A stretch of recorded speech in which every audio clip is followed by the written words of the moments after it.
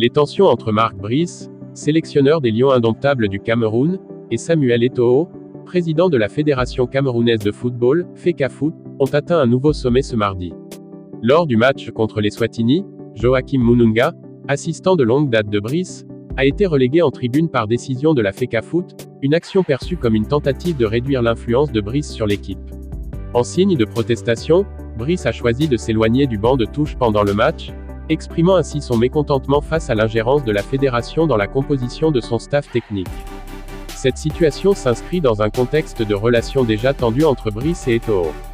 Depuis la nomination de Brice en avril 2024, sans consultation préalable de la FECAFOOT, des désaccords persistants ont émergé concernant la gestion de l'équipe nationale et la composition du staff technique.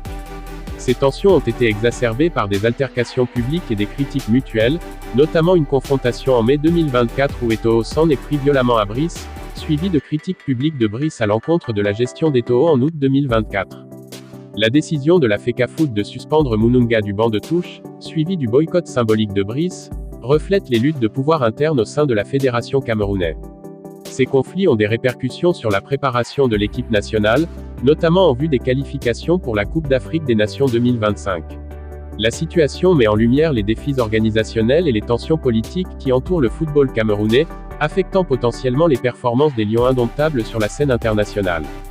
Par ailleurs, en octobre 2024, la FIFA a suspendu Samuel Eto'o pour 6 mois, l'empêchant d'assister au match des équipes nationales du Cameroun jusqu'au 31 mars 2025, en raison de comportements jugés contraires au principe du fair play lors de la Coupe du Monde féminine des moins de 20 ans en Colombie.